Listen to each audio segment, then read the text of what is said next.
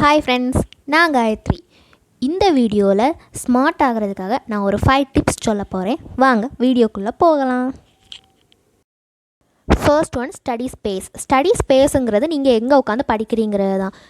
அடிக்கடி உங்கள் பிளேஸை வந்து சேஞ்ச் பண்ணாமல் ஃபிக்ஸ்டாக உங்கள் வீட்டில் ஒரு பிளேஸை நீங்கள் சூஸ் பண்ணிக்கோங்க. அதை ரொம்ப க்ளீனாகவும் நீங்கள் வச்சுக்கோங்க. பெட்டில் உட்காந்து படித்தா நிறைய பேருக்கு தூக்கம் வரும், ஸோ அதை அவாய்ட் பண்ணிக்கோங்க. செகண்ட் ஒன் வந்து ஸ்டடி டேபிளை வந்து ரொம்ப டர்ட்டியெல்லாம் வச்சுக்காமல் க்ளீனாக வச்சுக்கோங்க.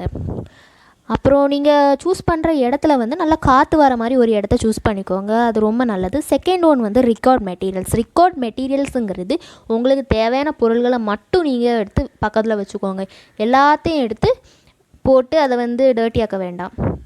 ஒரு ரஃப் நோட்டும் ஒரு பென்னும் கண்டிப்பாக பக்கத்தில் வச்சுக்கோங்க. நீங்கள் உட்காந்து படிக்கிறதோட ஃப்ரெண்டில் வந்து நீங்கள் பார்க்குற மாதிரி இடத்துல நிறைய ஸ்டிக்கி நோட்ஸில் நிறைய மோட்டிவேஷனல் கோட்ஸ்லாம் எழுதி வச்சுக்கோங்க. அதை பார்க்க நம்மளுக்கு நிறைய மோட்டிவேட் ஆகும். தேர்ட் ஒன் வந்து ஸ்டடி பிளான். நிறைய பேர் ஒரு டைம் டேபிள் இல்லாமல் தான் படிச்சுட்ருக்கீங்க. ஸோ அது ரொம்ப ரொம்ப இம்பார்ட்டன்ட். உங்கள் வீட்டில் நீங்கள் என்ன பண்ணுவீங்கன்னு உங்களுக்கு தெரியும். ஸோ அதுக்கு ஏற்ற மாதிரி ஒரு டைம் டேபிளை போட்டு வச்சுக்கோங்க. போட்டு வச்சுருந்தா மட்டும் போதாது, நீங்கள் அதை ஃபாலோ பண்ணவும் செய்யணும். ஸோ ஃபஸ்ட்டு அந்த டைம் டேபிள் போட்டு வச்சுக்கோங்க. அப்புறம் ஃபோர்த் ஒன்று வந்து ஸ்மால் பிரேக்ஸ்.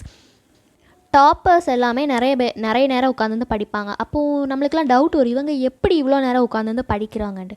அவங்க வந்து ரொம்ப நேரமாக உட்காந்து படிக்கலாம் மாட்டாங்க. கொஞ்ச நேரம் அவங்களால எவ்வளோ படிக்க முடியுமோ அவ்வளோ படிச்சுட்டு ஒரு 5 to 10 minutes பிரேக் எடுப்பாங்க. அப்படி அவங்க வந்து அவங்களோட போர்ஷனை கம்ப்ளீட் பண்ணுவாங்க. ஸோ அதே தான் உங்களுக்கும் நான் சொல்கிறேன். நீங்கள் வந்து ரொம்ப நேரமாக படித்து டயர்ட் ஆகிறத விட ஒரு 30 to 40 minutes உங்களால் எவ்வளோ படிக்க முடியுமோ அவ்வளோ படிச்சுட்டு ஒரு 5 to 10 minutes பிரேக் எடுக்கலாம். அதுக்கப்புறம் மறுபடியும் வந்துருந்துக்கு படிக்கலாம். பிரேக்கில் வந்துட்டு நீங்கள் சின்னதாக ஒரு வாக் போகலாம், தண்ணி குடிக்கலாம், அந்த மாதிரி விஷயங்கள்லாம் பண்ணலாம். லாஸ்ட்டு டிப்பாக இருந்தாலும் சரி, இது ரொம்ப ரொம்ப பெஸ்ட்டு மெத்தட் படிக்கிறதுக்கு. நீங்கள் படித்த ஒரு விஷயத்தை மற்றவங்களுக்கு சொல்லி கொடுக்கும்போது அது வந்து உங்களுக்கு ரொம்ப ரொம்ப நல்லது. அதனால் படித்ததை மற்றவங்களுக்கு சொல்லி கொடுங்க. அவ்வளோதான் இந்த 5 டிப்ஸ். இந்த 5 டிப்ஸுமே உங்களுக்கு பிடிச்சிருக்குன்னு நினைக்கிறேன். பிடிச்சிருந்தா லைக் பண்ணுங்கள், ஷேர் பண்ணுங்கள், கமெண்ட் பண்ணுங்கள், மறக்காமல் சப்ஸ்கிரைப் பண்ணுங்கள்.